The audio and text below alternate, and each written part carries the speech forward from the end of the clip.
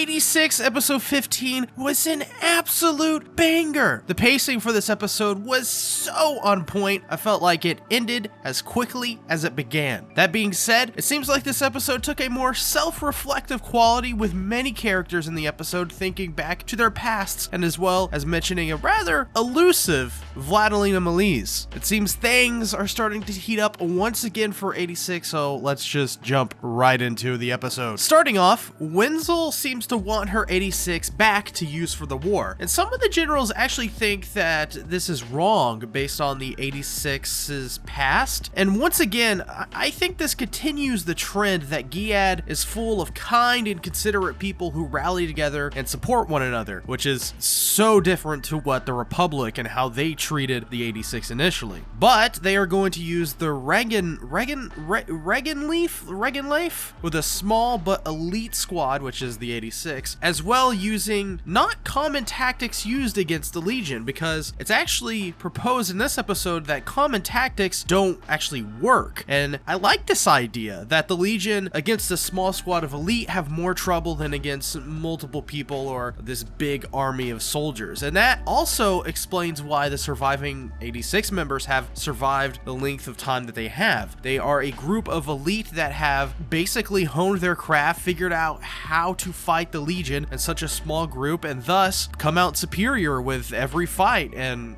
have this high survival rate amongst all of their former peers who have passed away. It's really, really cool if you think about it that way. Though the next scene, I love this next scene. It's kind of comical in many ways. I mean, there's a little bit of kind of depressing stuff to it, but mostly pretty funny. So there's this idea going around that the 86 are weaklings, and it's apparently catching a lot of ground because now there are people sending in gifts to the 86, which Shin wants no part of. While they're talking about this, Shin looks out the window and sees that there's body bags and what they're doing with these bodies. And Shin remembers what he did to Eugene, which still shows to me the effects of what Shin went through and how he's reflecting on it still. But to lighten the mood, so Frederica shows up and she's sleepwalking. She doesn't even realize what she's doing. Runs into Shin. And so when Anju and Theo show up, Shin literally throws Frederica at Anju.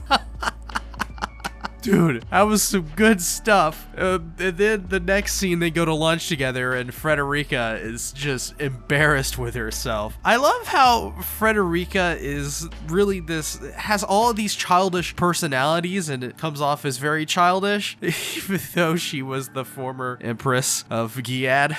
But I love this scene. It was cute. It was very funny. A little more serious now, Wenzel briefs the 86 on the massive large-scale Legion attack that's coming soon. Shin grills Wenzel on how the Reagan Leaf, someone in the comments, please tell me how to pronounce that. I have no idea. So Shin talks about how that they're only slightly better than the Republic's Juggernaut, which Shin insists that is the Reagan Leaf's name, Juggernauto. I love Shin in this episode. He was pretty funny, you gotta admit. But anyways, Shin also admits, though, that they're actually very good and agile and accurate. But still, they're basically a mobile coffin of otherwise. Then we learn something really interesting about Wenzel, though. She apparently used to pilot these previous iterations of these mechs, so she understands and actually wants these mechs to get better and better, so she appreciates how vocal Shin is. Though we do have good news. The United Kingdom of Loa Gracia and Wald have survived, though they haven't gotten word from San Magnolia quite yet. And the mention of the Republic seems to perk the ears of the 86, and this is not the only time we'll be hearing in this episode about people from the Republic. We'll talk about that later in the video. We also learn that Gilead can accurately predict and place soldiers because of their superior data collection, something that the Republic was poor at doing. And this really, this really paints the Republic in a very bad picture, and this actually makes Gilead seem like the good guys pretty much of the world completely. Like, they seem to be the place to be if you want to live in a good place. And yeah, sure, they may have their downsides. All places do, but at the same time, it just seems like Gilead is a great place to live, and not only that, but the soldiers there and the military there, they seem to have the people's best interests. So now we get to the meat of the episode and really where the big discussion is going to be had here. So Frederica goes to see Shin as she makes a comment how Shin's hobby is walking quietly, which I thought was a really good burn on Shin. But we learn that Kiria is a Nozen just like Shin. While that may be, Shin is a very carefree person, very lax with the rules, kind of does his own thing, goes off the handle quite a bit. But Kiria, he was very rigid and likely would have hated Shin due to that fact. So I find that very interesting how Frederica has grown very close to Shin, even though Shin and Kiria are quite different, especially when it comes to ideals. Frederica, though, we learn that she blames herself for Kiria's demise. We go into this monologue from Frederica about how we learn